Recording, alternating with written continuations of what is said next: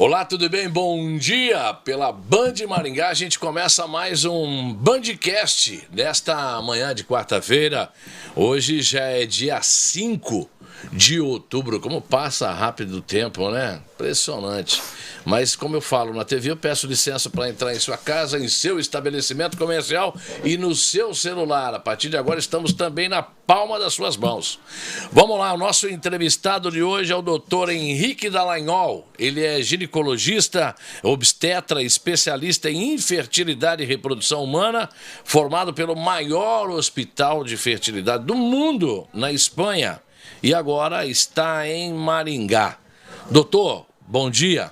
Bom dia, Léo. Bom dia a todos os telespectadores. Aê, que bacana. Eu estou aqui falando com o doutor Henrique. Doutor Henrique, o nome Dallagnol está muito em moda agora, né? Até porque a gente teve um deputado federal que foi eleito a maior quantidade de votos da história do Paraná com esse nome de Dallagnol, que é de origem espanhola, não é? Não, italiana. É italiano? Italiano, Deltan Dallagnol.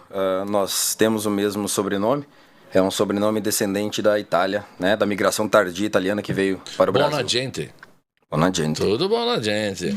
Mas, doutor, o fato de você estar aqui hoje é para falar sobre reprodução humana, sobre a infertilidade. Muitos casais sofrem com isso aí, né? E esse nosso papo, com toda certeza, vai ajudar bastante, porque vai tirar a dúvida das pessoas aí.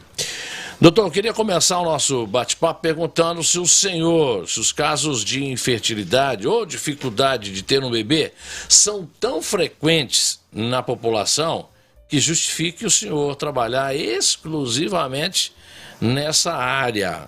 Existem muitos casos que a gente ouve falar pouco, ou porque quem sofre com esse mal acaba não falando. Essas duas afirmações são verdadeiras, Léo. É uma lástima, mas a infertilidade, ou seja, a dificuldade de ter um bebê, está sendo cada vez mais prevalente na população. Nós estimamos que aproximadamente 15% da população seja infértil. 15%, doutor, é um número alto. É muito alto. A gente estima que 15% da população não consiga ter um bebê. O que é a infertilidade? Essa dificuldade de ter um bebê de tentativas frequentes, né? A gente chama de 2, 3 relações sexuais por semana, sem nenhum uso de método contraceptivo, por 1 ano. Então, casais que estão há 1 ano tentando ter nenê e não conseguem, esses são os casais inférteis. E eles correspondem a mais ou menos 15% da população. Doutor, existe o caso orgânico, físico, não sei como é que é o termo apropriado, mas existe a questão psicológica, aquela pressão que o casal tem para poder ter um filho.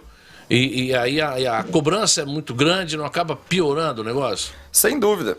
Essa foi a segunda afirmação que você fez, que se os casais não comentam sobre isso, né? E é evidente, isso nós observamos muito, que os casais têm dificuldade de falar. Nós vivemos ainda numa sociedade um tanto preconceituosa, da qual uma mulher, para ser uma mulher de verdade, tem que dar um filho para o seu marido ou um netinho para os seus pais. E obviamente que casais que têm essa dificuldade de ter um bebê nem sempre comentam, né? Guardam para si. E é óbvio, é evidente que conversar sobre esse tema tão importante, essa dificuldade que o casal está passando, ajuda e ajuda muito. Tem estudos dos últimos anos demonstrando que mais da metade dos casais que experimentam essa dificuldade de ter um bebê tem algum transtorno psicológico associado a essa doença. Como isso? Insônia, depressão, ansiedade. É evidente, acabam não tendo relação sexual. O relacionamento acaba não perdurando, até porque essa cobrança reflete numa opção de coisa negativa no dia a dia da pessoa. Sem dúvidas, sem dúvidas. Então, claro, quando eu comecei a estudar isso aí foi em 2013, 14, isso que me chamou a atenção, a possibilidade de você tratar casais que têm essa dificuldade e ver o alívio do sofrimento que eles estão passando. Quando você consegue uma gestação ou auxiliá-los, ao menos elucidar e mostrar o porquê que eles têm essa dificuldade, o quanto isso é gratificante pra gente, porque você vê o alívio que você passa para esses casais desse sofrimento apresentado. Tá, e geralmente o problema tá no homem ou o problema tá na mulher, doutor? A gente sempre chama, a gente diz que a infertilidade ela é conjugal. A infertilidade é do casal. É óbvio que nós procedemos à investigação de ambos os parceiros, é óbvio. A gente faz a avaliação do homem. Uma bateria de exame nele, depois nela. Estima-se que 35% dos casos de infertilidade estejam associados à mulher. 35% dos casos relacionados à infertilidade por fator masculino. E os outros 30%? Exatamente. Mista. A gente chama de infertilidade mista, onde existe um componente masculino e feminino que estão envolvidos na gênese desse problema e dessa dificuldade de ter um bebê. Tá, mas o psicológico pode afetar? Claro que sim, né? A gente vê em consultório até as relações sexuais do casal acabam sendo comprometidas, essa interação tão importante que deve existir entre o marido e a mulher, entre o casal, acaba sendo deixada de lado, porque eles acabam vendo o ato sexual em si como exclusivamente para fins procriativos, né? Para procriação. E não necessariamente deva ser assim. A gente sabe que essa interação entre o casal e o bem-estar físico e psicológico, claro que auxiliam. Entendi. Olha que detalhe interessante, né? Então, muitos casais acabam fazendo o sexo exatamente para reprodução, para que ela engravide, para que o casal realize o sonho de ter um filhinho. Né? Porque a gente sabe que é uma opção de coisa, o envolvimento do casal, o gostar, a atração, né? O amor chamado de eros, tem uma opção de coisa aí que tem que ter, né, naquela química do casal, mas aí acaba ficando uma coisa mecânica. Não, hoje é dia, hoje está dizendo lá na tabelinha que você está fértil, então vamos. Não é incomum eu fazer esse questionamento para meus pacientes, falar como é que está a interação de vocês dois, e eles comentam, a gente namora quando está dando lá no calendário que eu vou ovular. Isso é um relato um tanto quanto triste que a gente observa nos consultórios. Uma coisa interessante que você falou no começo é o seguinte, você falou que no teu primeiro questionamento, você falou se isso era tão prevalente assim, a ponto de eu poder trabalhar exclusivamente com essa área que eu tenho me dedicado aí na última década. A infertilidade, essa incapacidade de ter um bebê, ela está cada vez mais frequente e prevalente, sobretudo por um motivo. Pela idade materna avançada. O que aconteceu?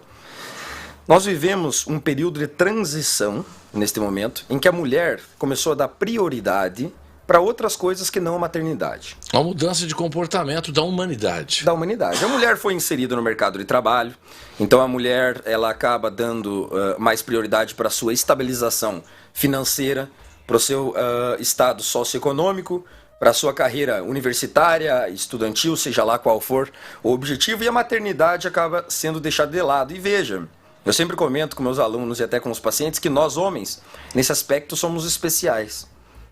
Por quê? Porque nós produzimos espermatozoides, produzimos a nossa sementinha quase que durante toda a vida. Né? Com 55 anos, o homem apresenta um decréscimo da sua fertilidade, mas ela ainda perdura por muitos anos. A mulher não. A mulher nasce com uma quantidade pré-determinada de óvulos, de sementinhas dela. Correto. E ela vai perdendo esses óvulos ao longo da vida. E não há nada que nós possamos fazer para evitar essa perda. Então, juntamente com a perda dos óvulos, nós temos também a perda da qualidade dos óvulos ali presentes e se traduz na infertilidade. Perda total acontece na menopausa, doutor? Exatamente. A menopausa, quando a mulher para de ter ciclos menstruais, ela para de menstruar porque ela está parando de ovular, por causa que ela já não dispõe, muito provavelmente. O corpo já não dispõe de óvulos para que ocorra uma fecundação e uma gestação.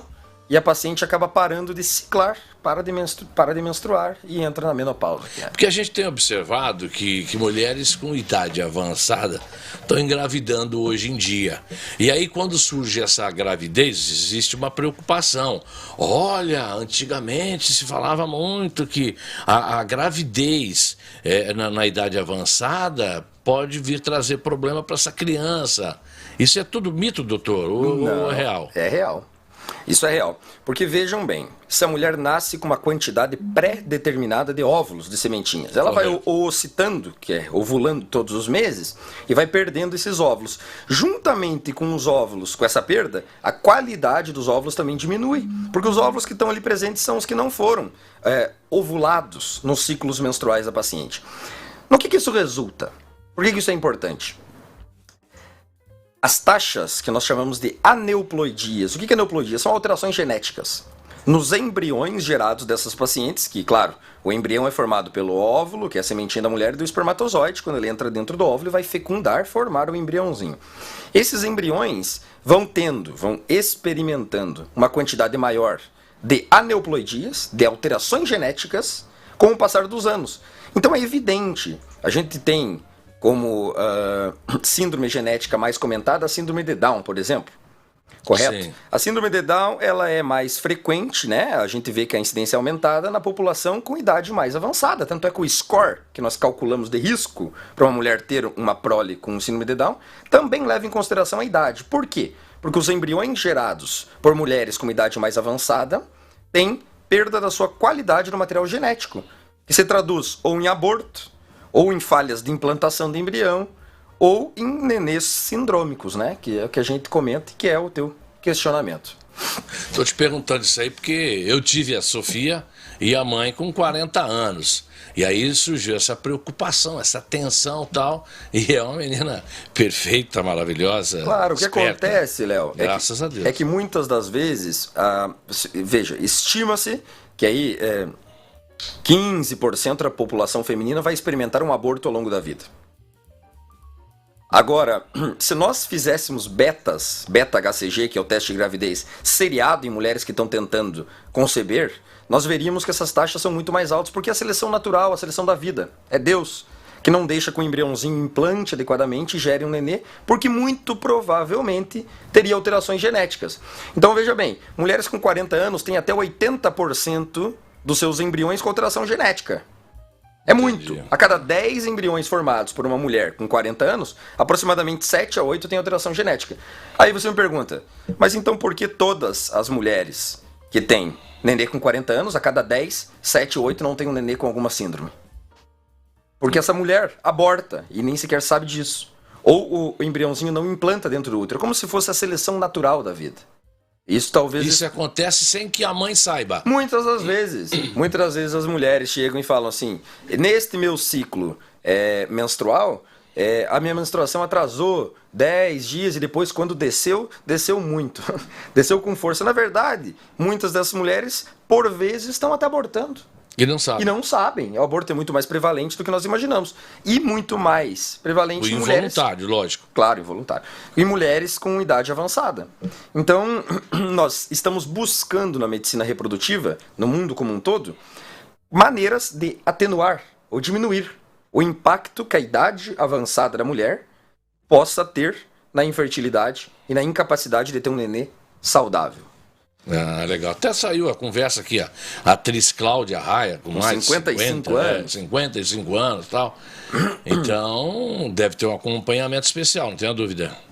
Sem dúvida.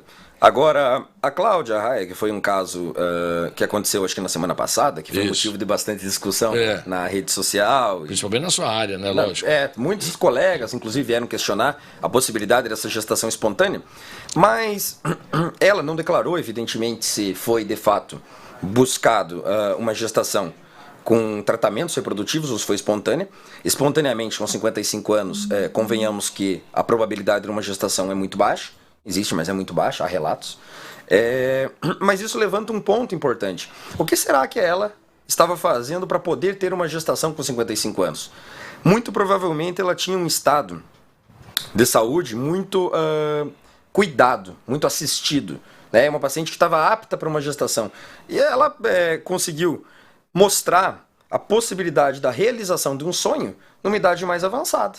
Por saber exatamente como é que estava o corpo dela. Exatamente. E aí, claro que pacientes que têm comorbidades importantes, hipertensas, diabéticas, pacientes que têm obesidade, essas pacientes, sim, elas podem apresentar mais desfechos desfavoráveis durante uma gestação.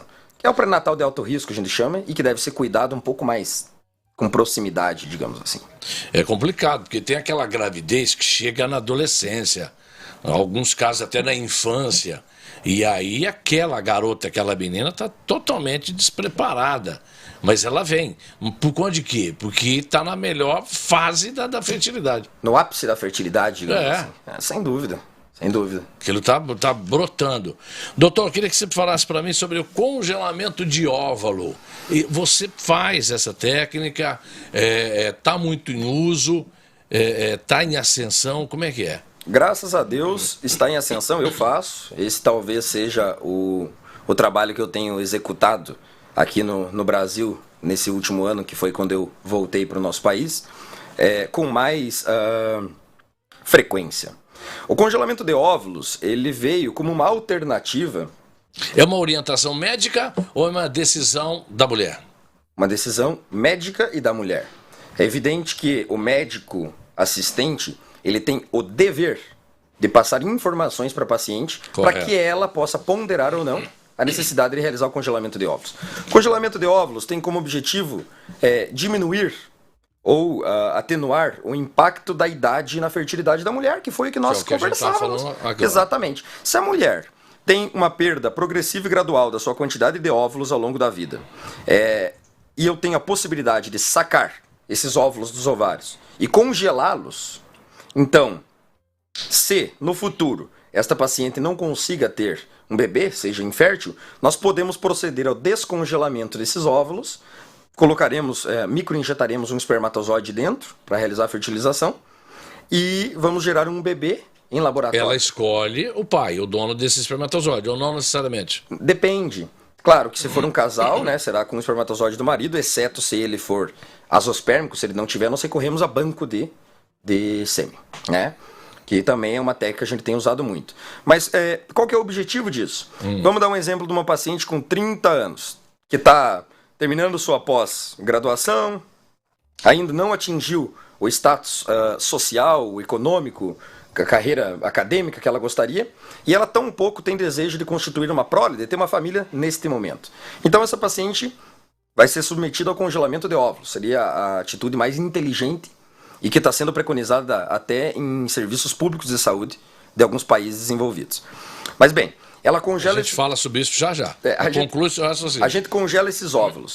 Quando essa paciente tiver 40 anos, nós podemos descongelar esses óvulos e nós vamos ter uma gravidez com qualidade de 35 anos. Entendi. E ela com 40. Então nós atenuamos muito as taxas de aneuploidias, que nós bem dizemos, que são as alterações genéticas, e os riscos inerentes à idade do óvulo. Existe o congelamento do esperma ou não? Claro. Também? Também realizamos. O congelamento, ela é uma técnica que já tem muitos e muitos anos e que mudou na década de 80 para melhor. A gente está fazendo agora uma técnica chamada de vitrificação.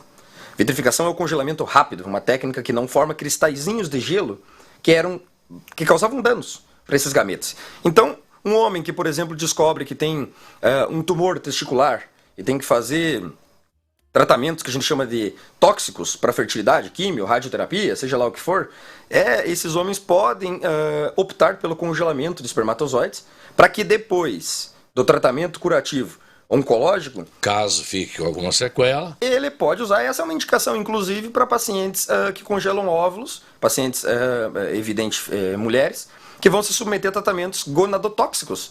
Por exemplo, a paciente... O que é esse tratamento, doutor? Tratamento para câncer. Paciente que, por exemplo, tem um tumor de mama e ela vai ter que fazer quimioterapia.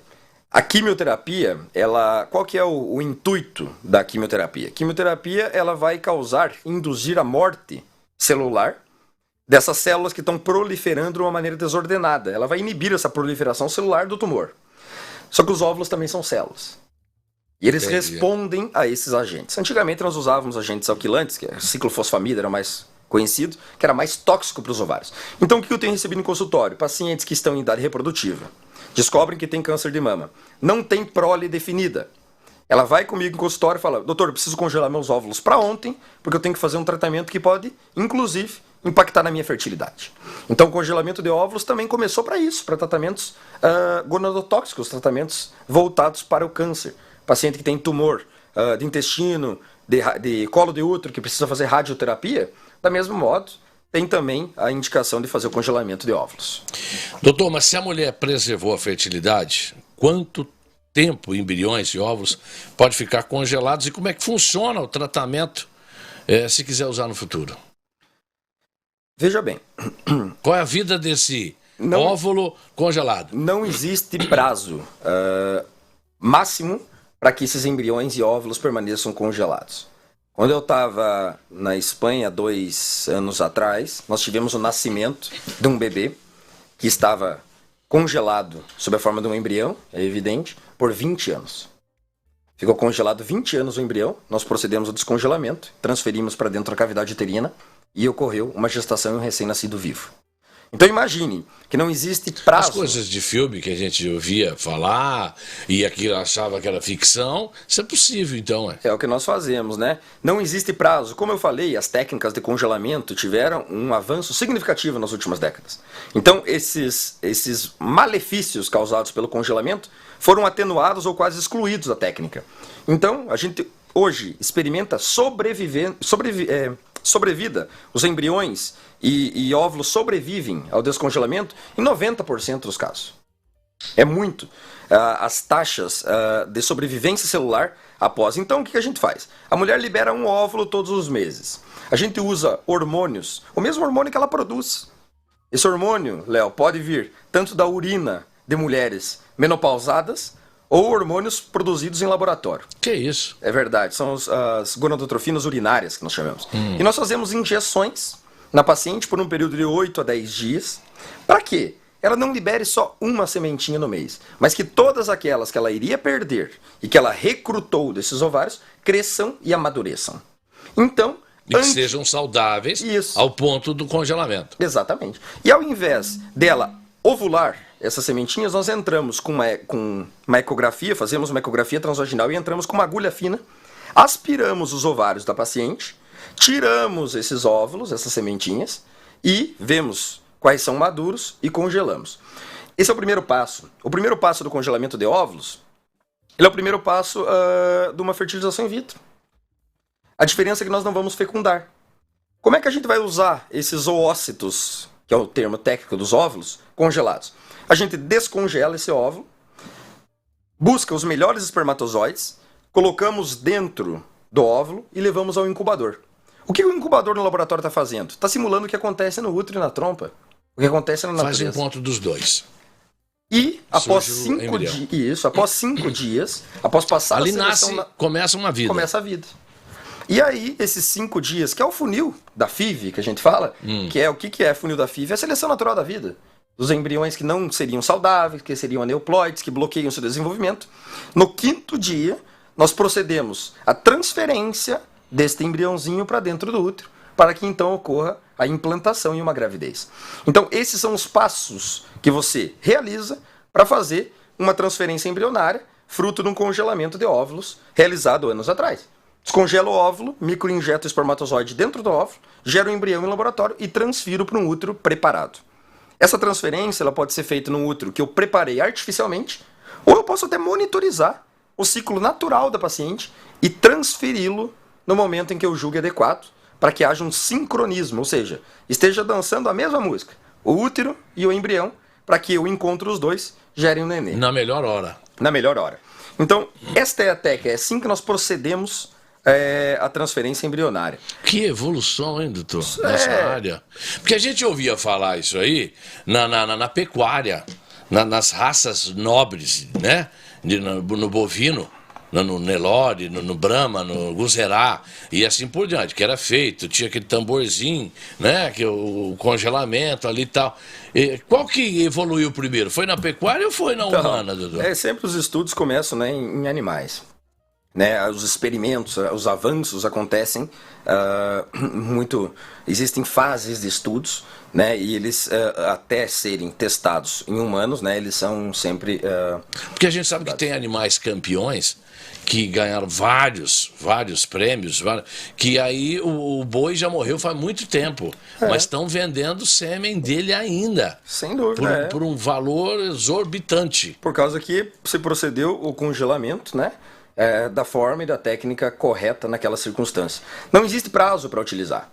E se porventura, veja bem, a gente congela óvulos, a gente pode congelar embriões também como uma medida de preservar a fertilidade. Mas a gente congela óvulos com o objetivo de não utilizá-los. Isso é como se fosse o seguro de carro. Boa, essa é boa. As minhas pacientes chegam no consultório e falam, mas e daí se eu não quiser utilizar esses óvulos que eu congelei, doutor? Eu falo, nós podemos doar para uma paciente que já não dispõe de óvulos. Nós podemos descartá-lo né? Porque o óvulo é uma célula, não uma vida, não um embrião ainda. Passa a ser embrião quando existe o encontro dele com o espermatozoide. Então, esse é um questionamento muito frequente no consultório, mas e se eu não quiser utilizá-lo? Se eu não precisar? Eu falo, nós temos muitas opções, podemos ajudar. Eu acho que eu tenho outras piras aí também. E se eu morrer, o que você vai fazer com esse óvulo meu aí? Desde que esteja discriminado em contrato, é permitido no Brasil o uso de gametas pós-mortem. Isso é possível? É possível. Né? É óbvio que você tem que ter o consentimento da família? Do provedor do gameta, de quem provê o gameta. Mas o gameta é o óvulo ou o espermatozoide. Mas isso acontece muito no Brasil, acontece nos países europeus também, onde eu cito muito os países europeus porque é onde a medicina reprodutiva começou, né, e onde os estudos estão em maior avanço. Doutor, você teve uma formação na Espanha e agora está exercendo a medicina aqui no Brasil. Existe uma diferença muito grande do avanço na Europa com o que está acontecendo aqui no Brasil ou é muito parecido?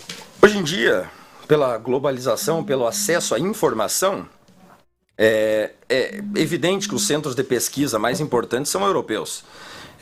Mas a informação chega dos congressos de uma maneira muito rápida. Então nós realizamos técnicas aqui, claro que desde que o profissional que trabalha com fertilidade esteja constantemente atualizando-se por congressos, por periódicos, por artigos publicados, a gente consegue manter uma linha de trabalho muito parecida com os países de primeiro mundo e com os maiores serviços do mundo.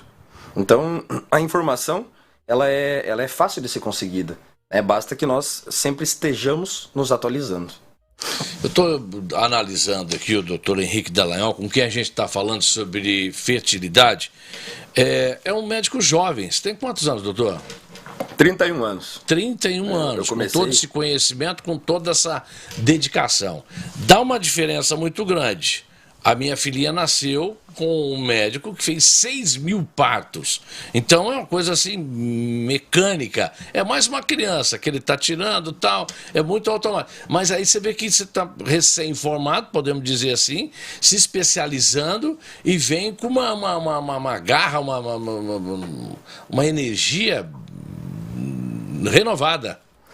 É o sangue no olho que a gente costuma dizer. Não, é que é diferente, porque, só um adendo, você pode achar que este médico que fez o parto da sua filha já fez 6.000 partos e esse era mais um parto, mas não é assim que funciona. Sabe que eu atendo em consultório. Pelo menos é essa sensação que dá, né, a gente tá do outro lado, mas pode concluir. Não eu tenho, por exemplo, graças a Deus, tenho bastante casos no consultório, e cada caso encanta, porque cada casal, hoje em dia o que a gente tem observado, que a medicina, ela ficou tão fria com o passar dos anos, que se você tiver um pouco de tratamento um pouco mais humanizado, digamos assim, um jeito de você conduzir os casos mais próximos. Meus pacientes que fazem tratamento comigo no consultório têm meu WhatsApp, por exemplo. Esse tratamento tão próximo, pode ter certeza que esse vínculo criado ali não é só mais um número, não é só mais um casal que engravidou, sabe? Não tenha dúvida, porque daí o doutor Henrique acaba fazendo parte da história desse casal. Quando essa criança nasce, olha, esse aqui é o doutor que te acolheu quando você nasceu. É mais ou menos por aí. Exatamente. Como aconteceu comigo, com um cidadão que você conhece muito bem, que é o doutor Brian, que é advogado, nas mãos do doutor Adilson, Carlos Gomes. Pode ter certeza que marcou. Marca. É bacana isso aí. Por isso que vem a sua questão de ser humanizado. Doutor, para as mulheres que não congelaram, que não pensaram nisso, para preservar o óvulo, para pensar nisso aí posteriormente e tal, não foi feito nada. Ela tem alguma possibilidade? Tem. Não tenha dúvida que as pacientes que congelaram óvulos quando jovens, elas atenuaram um problema muito grande que era o passar dos anos e a idade materna avançada, que hoje configura-se no mundo todo uma das principais causas de infertilidade. Mas para as mulheres que não realizaram o congelamento de óvulos, existem inúmeras estratégias. Os tratamentos de reprodução humana, eles são divididos assim, Léo, em baixa e alta complexidade. Baixa complexidade, a gente fala de coito programado, de inseminação artificial. e a alta complexidade de fertilização in vitro e da doação de gametas. Então, veja que nós temos um leque de opções, de tratamentos que nós podemos utilizar para ajudar casais a realizarem o seu sonho. Por isso que o tratamento é personalizado e individualizado. Eu não faço fertilização in vitro em todos os casais, tampouco faço inseminação artificial em todos os casais. Cada caso é um caso. E o que vai dizer para mim qual técnica que eu vou utilizar para ajudá-lo? O fator, né, que está envolvido na gênese do caso, da infertilidade, o estado que o casal se encontra, tanto psicologicamente como fisicamente, e o quão difícil vai ser que nós consigamos ter um nenê. Então é evidente que uma mulher com 43 anos, que já tem uma reserva ovariana diminuída, que já não tem sementinhas, eu não posso proceder uma técnica de baixa complexidade por muito tempo, porque eu vou torná-los reféns de um tratamento que vai dar taxa de sucesso muito baixa, por exemplo. Então, é claro que eu tenho que proceder às técnicas que vão me aportar melhor benefício. Agora, casais jovens com disfunções ovulatórias, por exemplo, pacientes que têm tantos óvulos que às vezes não ovulam, por exemplo, os pacientes que têm ovário policístico, eu não preciso, às vezes, proceder a uma técnica de tão alta complexidade, que é mais cara, que é onerosa, por exemplo, a fertilização in vitro. Então, cada caso é um caso. E o que molda qual técnica nós vamos utilizar, que molda o tratamento, é a gênese, o problema em si que esse casal está enfrentando. Doutor, vou te contar um fato que aconteceu comigo, um relato. É interessante. Uma telespectadora me procurou com o segundo relacionamento e ela queria ter filho, mas não tinha mais condições porque foi feita a laqueadura no passado. E aí a cobrança era grande da família, precisava ter um filhinho e tal, não sei o quê. E a gente conseguiu uma cirurgia de reversão dessa laqueadura. E aí foi feito com sucesso e tal. E aí até brinquei com ela. Falei, o que era para eu fazer, eu fiz. Agora é o seu marido que faz. Entendeu? E aí eu me frustro com essa história, porque nunca mais soube do paradeiro dessa moça, para saber se ela teve mesmo filho ou não, se está morando na região, umas coisas que a gente acaba fazendo em televisão e que a gente fica curioso para saber qual foi o desfecho. Mas você vê que existe uma cobrança. Estava no segundo relacionamento, ela queria reverter a laqueadura porque ela queria ter filho novamente. Interessante também a história. Não tenha dúvida, interessante. A reversão da laqueadura, por exemplo, pacientes que foram submetidas à laqueadura, seja em nascimento do seu antigo filho, do seu último filho, tem me procurado muito em consultório. Eu tenho recebido muitos pacientes que querem fazer reversão da laqueadura. Só que a reversão da laqueadura... querem um acompanhamento. Claro, só que a reversão da laqueadura, ela proporciona resultados muito baixos de sucesso. Hoje em dia, a fertilização in vitro, ela está tão leve, ela foi tão desmistificada, ela foi tão simplificada, que não merece a pena nós procedermos à reversão de uma laqueadura, por exemplo, que vai dar taxas aí de 20%, 30% no máximo de reestabelecimento da fertilidade. Então, quando os casais me procuram, eu falo assim, olha, nós podemos fazer a reversão? Podemos, mas nós temos que estar ciente que a taxa de sucesso é muito baixa e que talvez tenham técnicas aí mais simples que vão nos aportar muito mais possibilidade de conseguir ter um bebê, como por exemplo a fertilização. Entendi. Detalhe interessante, né? As curiosidades. Doutor, quando fala em infertilidade, o problema é com a mulher. Surge aquela palavra, né, que acaba sendo um fantasma para esse casal, que é a endometriose. O que é a endometriose, doutor? Essa é uma pergunta muito frequente também. A endometriose, ela é uma doença muito mais comum do que nós imaginamos, né? Que é o seguinte, o tecido que deveria estar dentro do útero, que chama endométrio, por isso endometriose a doença, esse tecido que deveria estar dentro do útero está fora. Que coisa. Ele pode estar no intestino, ele pode estar nos ovários. Ele andou no organismo. Exatamente. Seria isso. Exatamente. Nós não sabemos ainda, não está bem claro os mecanismos pelos quais esse tecido sai de fora, sai para fora, sai de dentro da cavidade uterina. A gente tem algumas teorias. Por exemplo, sem ele não existe a possibilidade da gravidez. Não, mas esse tecido continua presente dentro do útero. Só que ele estando Fora também, ele gera um processo inflamatório, ele inflama a mulher, porque quando a mulher menstrua, a mulher elimina o endométrio, esse tecido da parte de dentro, para se refazer, que é natural, que se refaz todos os meses. Então, quando a mulher menstrua, ela acaba também estimulando esses focos desse tecido nos outros locais. Por isso que essas mulheres têm dor, por isso que essas mulheres apresentam infertilidade. Essas pacientes acabam sendo grave. Grave. Ela tem vários estágios, desde a endometriose leve até a endometriose severa ou profunda, que nós chamamos. A endometriose pode estar, por exemplo, esse tecido pode estar na trompa, e esse processo inflamatório que se instaura, que se instala naquele local, pode fazer com que a trompinha se obstrua e não consiga pegar esse óvulo para que ocorra uma fecundação. Esse tecido pode estar no meio do músculo uterino, causando uma doença chamada adenomiose, que pode interferir na receptividade do embrião. Então a endometriose é muito mais comum do que nós imaginamos. A fertilização in vitro veio para auxiliar e muito essas pacientes. Tá? Quando tem, por exemplo, endometriose no ovário, e vai fazer a retirada do cisto de endometriose do ovário, a gente tira também as sementinhas boas, e a reserva ovariana da mulher diminui. Então a gente capta óvulo antes para depois proceder à cirurgia para endometriose. Então existem inúmeras estratégias. A fertilização in vitro veio para reestabelecer a fertilidade em muitas pacientes que são acometidos por essa doença que você citou. Mas é possível colocar um embrião nesse útero com endometriose? Claro, claro.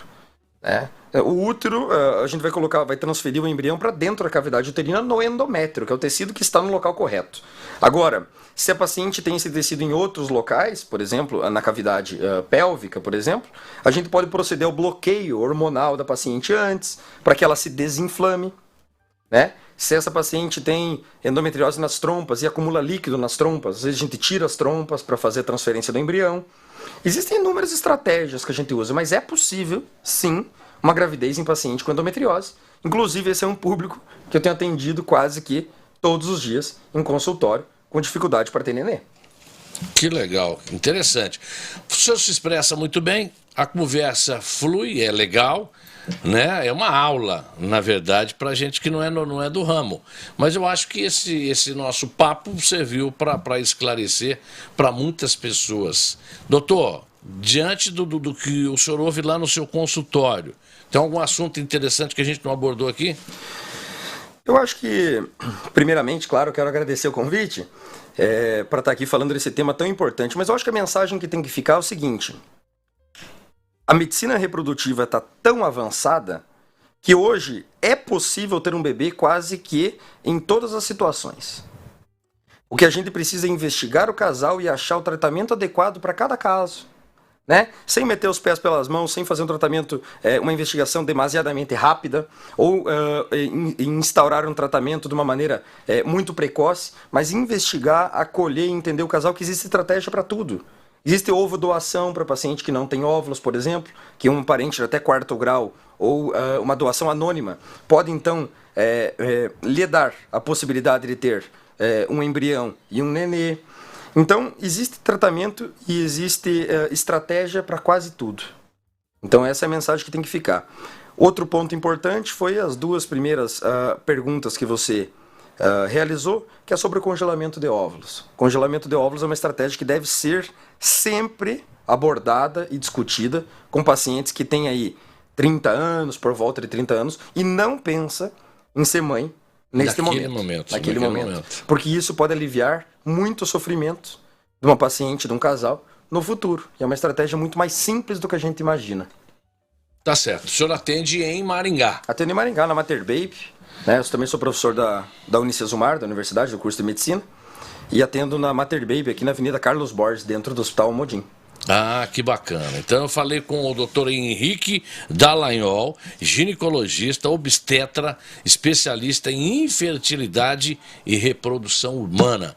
Ele que é formado pelo maior hospital de fertilidade do mundo, que é na Espanha. Ficou quanto tempo lá, doutor? 2 anos. Tive o prazer de trabalhar nesse hospital. Durante 2 anos, aí como eu já tinha definido o meu plano, que era voltar e trabalhar aqui no estado do Paraná, e mais especificamente em Maringá, então eu voltei para começar a pôr em marcha esse trabalho para ajudar esses casais. Você é natural de Guarapuava? Eu sou guarapuavano, mas morei na minha infância em Pitanga, aí já rodei muito, né? Fui para Porto Alegre, Curitiba, Maringá 2 vezes, morei em Portugal, em Coimbra, durante o internato da universidade, depois morei 2 anos em Madrid e agora voltei para a cidade que me ganhou, que é Maringá. Tá gostando da cidade? Graças a Maringá é uma cidade muito boa, sendo né? bem acolhido. Muito. Desde a época da residência já tinha muitos vínculos aqui.